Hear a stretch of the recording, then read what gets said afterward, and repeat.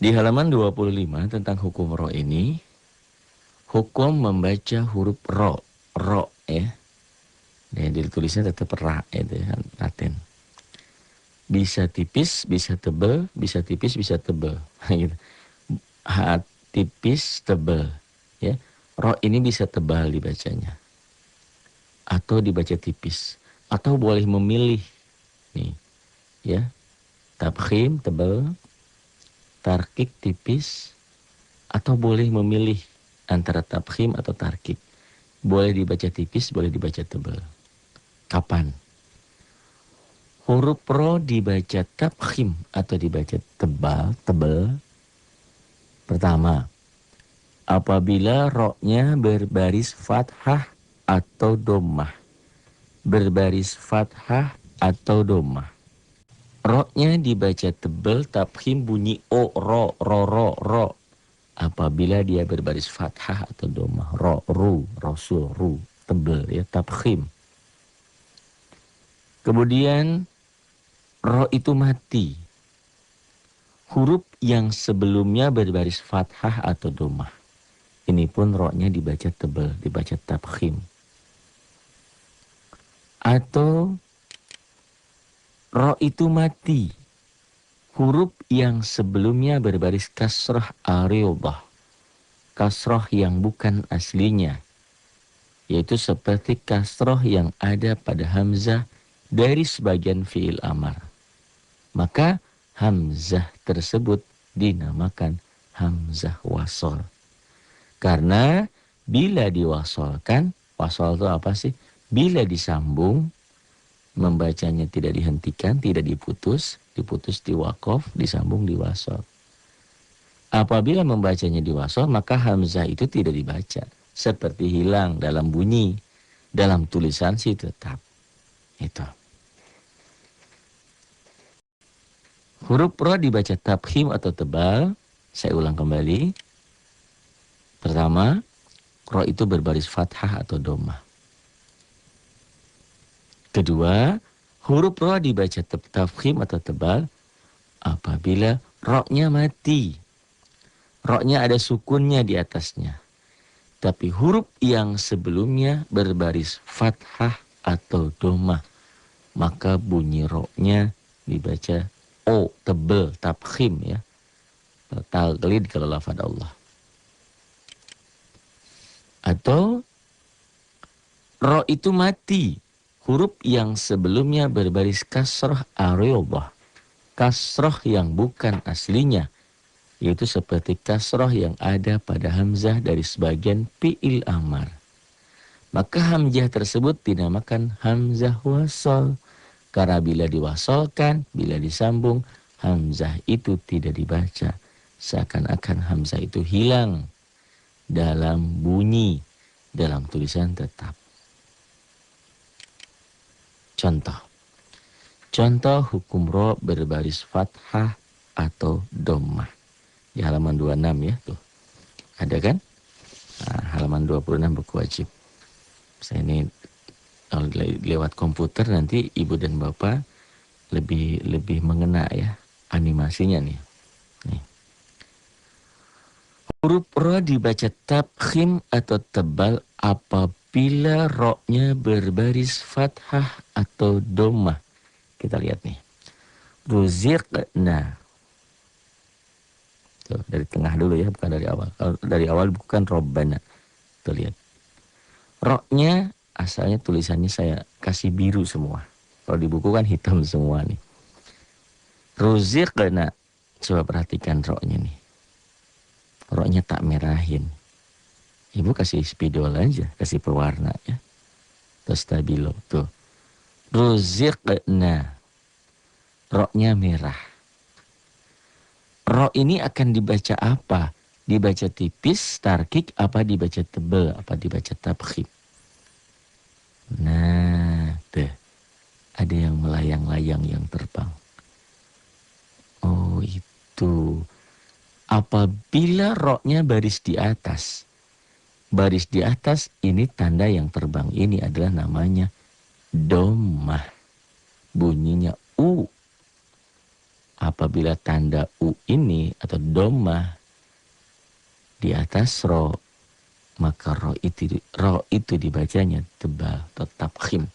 Ruziqna. Yang menyebabkan ro ini dibaca tipis atau tebal bukan karena hal lain, tapi karena tanda ini. Ini bukan kebetulan, tapi ini ketentuan. Ruziqna. Bagaimana kalau yang sebelahnya? Di buku ada Rabbana. Yang menyebabkan ro ini dibaca ro, bukan Rabbana. Saudara kita kadang-kadang dari seberang bacanya Rabbana. Ro ini menjadi dibaca tebal, tafkhim, apabila barisnya di atas. Kalau yang tadi barisnya di atas itu ada kepalanya, ini tak tunjukin, ini adalah domah. Sedangkan ini adalah fathah, bunyinya A. Ini bunyi tanda ini U, ini A, ini domah, ini fathah. Tuh ya. Tak tulisin. Nih. Ya. Ini yang ini namanya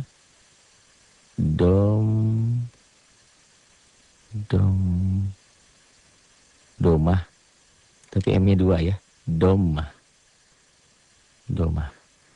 Yang ini namanya fathah.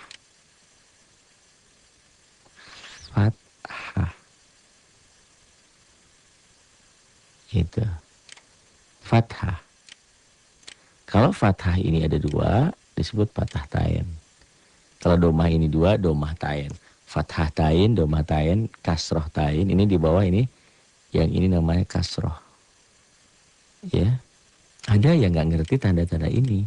Bisa loh bacanya, tapi nggak ngerti tandanya. Itu tadi, karena kita mau belajar langsung jadi, nggak mau dari awal. Ibarat ngebangun itu maunya udah bangun tingkat 2, tingkat 3. Nggak tahu, nggak belajar dulu dasarnya apa, pondasinya seperti apa, kuat apa tidak, gitu kan. Nah ini. Ro ini dibaca tebal, tafkhim, apabila barisnya di atas. Mau domah seperti ini atau domahnya 2. Kalau domah 2 kan gitu. Domah 2 itu. Atau di Quran itu, domah itu ya, Quran cetakan Indonesia, seperti gambar bayi di dalam rahim gitu, domah gitu ya. Ini kalau fathahnya 2, garisnya 2, fathah tain. Pokoknya kalau ro-nya barisnya di atas, maka bunyinya dibacanya tebel tafkhim. Yang ada yang terbang. Ini ya. Penyebab ro tipis atau tebal bukan hal lain, tapi tanda ini. Tuh ya, ada yang terbang kan? Ini namanya domah. Domah. Ini fathah. Kalau domah ini 2, maka disebut domah tain. Kalau ini 2, fathah tain. Sama nih ya, kejawab kan? Nih kalau fathahnya 2, khobaron. Khobaro jika dihentikan madiwan. Ini garisnya 2. Kalau garisnya 1 kan tadi fathah saja. Ini fathah tain. Pakai tain gitu. Ya, nih. Ini tak tulisinnya di sini. Biasanya pakai mouse nggak begitu bagus ya. Tuh. Bukan pakai tulisan fathah. Tuh. Fathah.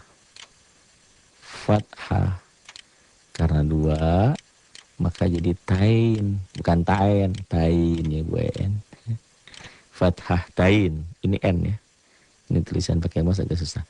Kalau yang ini namanya ya, ini domah. Gofurun, nah itu ya. Domah. Karena 2 jadi tain, domah, tain. Nah, ro ini dibaca tebal, karena barisnya di atas. Tuh. Ya. Jadi ro itu bisa dibaca tebal apabila ro itu sendiri berbaris di atas. Tandanya di atas. Khobaro. Jika dihentikan. Kalau diteruskan khobaron. Bisa khobaron, bisa khobaroi. Tergantung setelah tanwin nanti bertemu huruf apa. Tuh. Nih. Ro-nya merah. Nah. Tandanya domahnya juga merah. Nih. Kayak anak dalam kandungan ibunya kan. Tuh. Domah tain tuh gitu ya. Tuh. Nah ini. Ini gofurun. Maka ro-nya dibaca tebal. Bisa disimpulkan yang awal pembahasan kita. Ro itu dibaca tebal jika ro-nya berbaris di atas. Khobaron, gofurun, khobaro, gofuro itu. Tentu menjadi patah. Patah menjadi khobaron, menjadi gofurun nanti ada ketentuannya. Kenapa khobaron? Karena tidak kemasukan alif lam. Kalau kemasukan alif lam jadi al-khobaro. Gofurun al-gofuru gitu ya. Ada ketentuannya. Ciri isim itu kan kemasukan alif lam. Kalau ada alif lam di awal, tidak boleh ada tanwin di ujungnya. Nih, kalau di sini ada alif lamnya. Al-gofuru misalnya. Karena tidak ada alif lamnya, maka ciri isim. Isim itu kaben, kata benda. Nah, jadi adanya tanwin. Nah ini. Nanti aja itu mah ya. Itu gambaran. Nih. Khobaron. Gofurun. Nah, atau ro-nya tidak bertanda. Ro-nya tidak ada baris fathah, tidak ada kasroh, tidak ada domah, tapi disukunkan, didiamkan gitu. Kita dibilang ro-nya ada tanda matinya, ada tanda sukunnya nih. Ya. Halaman 26 nomor B. Tuh, ro-nya ada sukunnya. Ro-nya tak merahin. Tuh. Nah, ro-nya mati. Tetapi ro itu akan menjadi tipis atau tebal tergantung sebelum ro mati itu barisnya di mana. Nah ini sama seperti bahasan kita tentang lafad Allah. Lafad Allah itu dibaca taglid, dibaca tebal apabila sebelum lafad Allah baris di atas. Kalau nggak fathah domah. Begitu juga lafad Allah dibaca tipis apabila sebelum lafad Allah baris di bawah. Baris di bawah berarti kasroh. Nah, hukum lafad Allah ini berlaku seperti hukum lafad ro. Ya, bukan lafad, ini huruf ya. Kalau tadi lafad karena gabungan dari huruf-huruf. Kalau ini huruf ro juga sama seperti lafad Allah.